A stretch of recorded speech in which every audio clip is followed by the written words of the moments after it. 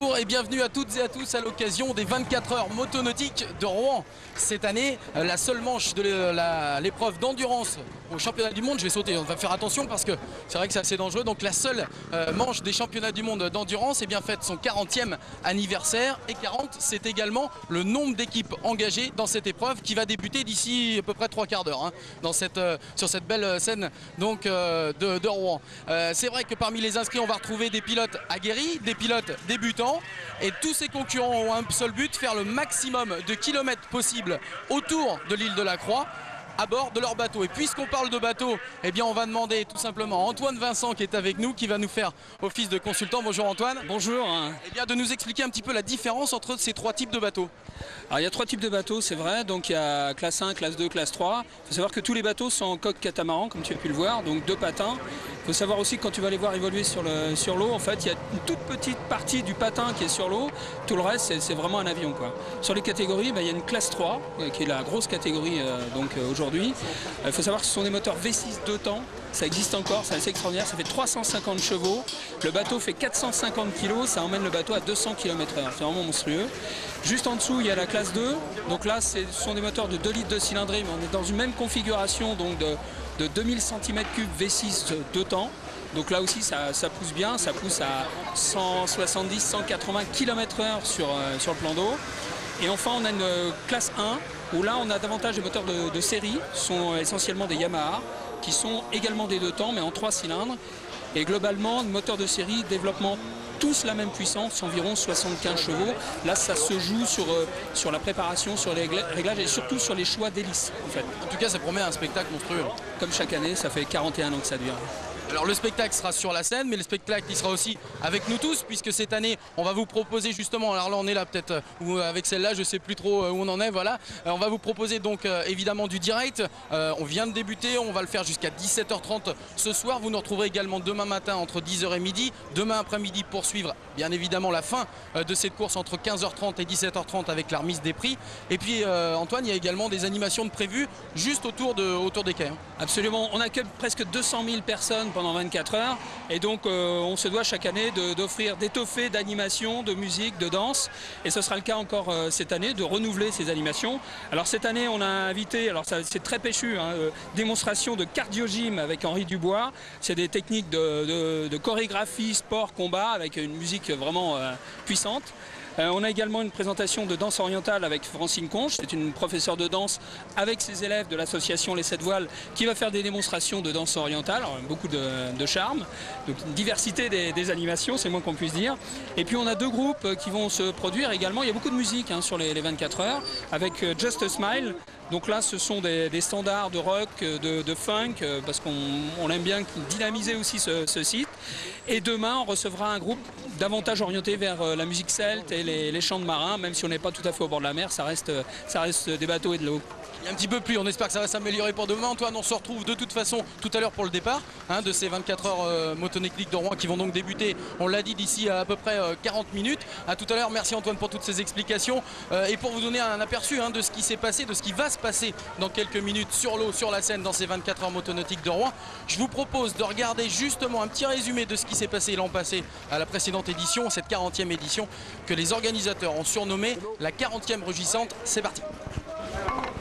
Dernier réglage, dernière vérification avant le départ.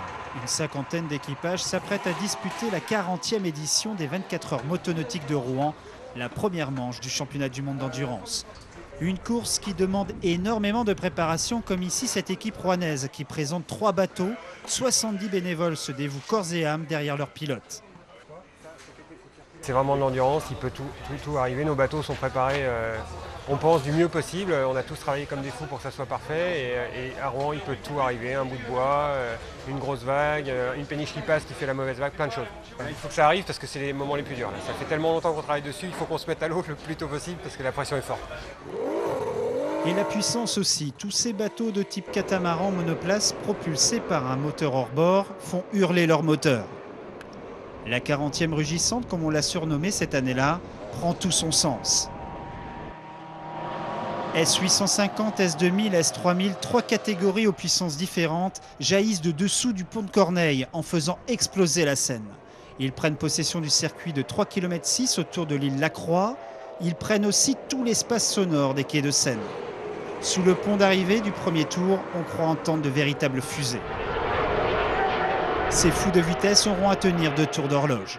On rencontre des vagues qui mesurent entre 50 cm et 1 mètre et ben quand on se retrouve face à une vague comme ça, on fait « je vais passer où quoi ?» Et en règle générale, ça tape très très fort et les bateaux souffrent beaucoup. Attention à la renverse, au changement de marée, ça tape, ça cogne et ça casse.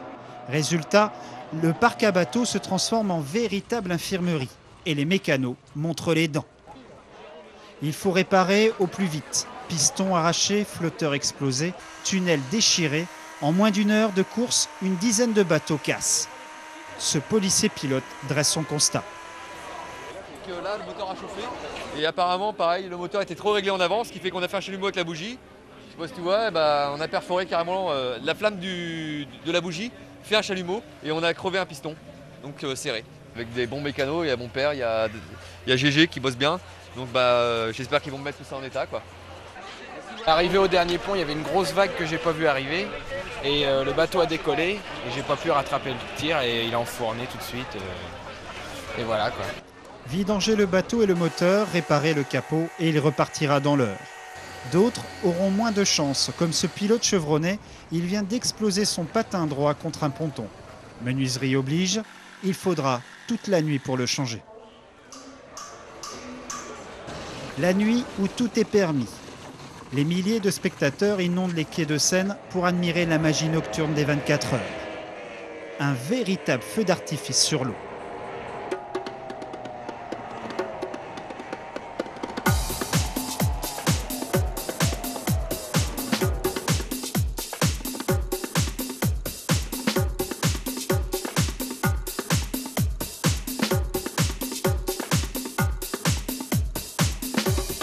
Une magie qui nous ferait vite oublier les risques encourus par ces pilotes.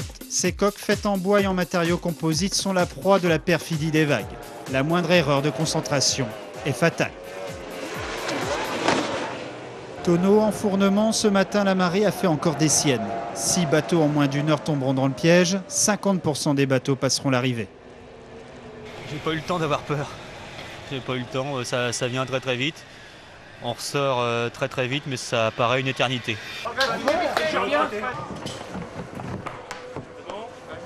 Là, il est prêt à repartir. Dans 10 minutes, il repart. Et puis maintenant, on va assurer pour essayer d'être à l'arrivée, on va dire, pour faire plaisir à nos sponsors. Aller jusqu'au bout de cette course au long cours, chaque pilote, chaque team le désire. Certains feront 24 minutes, d'autres 3 heures, 6 heures, 20 heures. Certains, comme le numéro 9, 23 heures. Premier de la course, il rentre au stand. Problème de batterie. Le film des 24 heures prend pour ce pilote belge des allures dramatiques. C'est incroyable. C'est incroyable. Tu fais 5-6 mois de préparation et comme ça tu finis. La passion est toujours là quand même. La passion est là, mais avec des émotions. Des émotions difficiles pour le moment. Ouais. C'est dommage. Ouais. La chance est aussi un paramètre de la gloire. Le numéro 9 arrivera à se remettre à l'eau finalement et finira 4e. C'est un outsider qui gagne les 24 heures. Tous n'en croient pas leurs yeux. La réaction, c'est un très grand bonheur. Ça fait plaisir de remporter les 24 heures de cette manière. Et puis...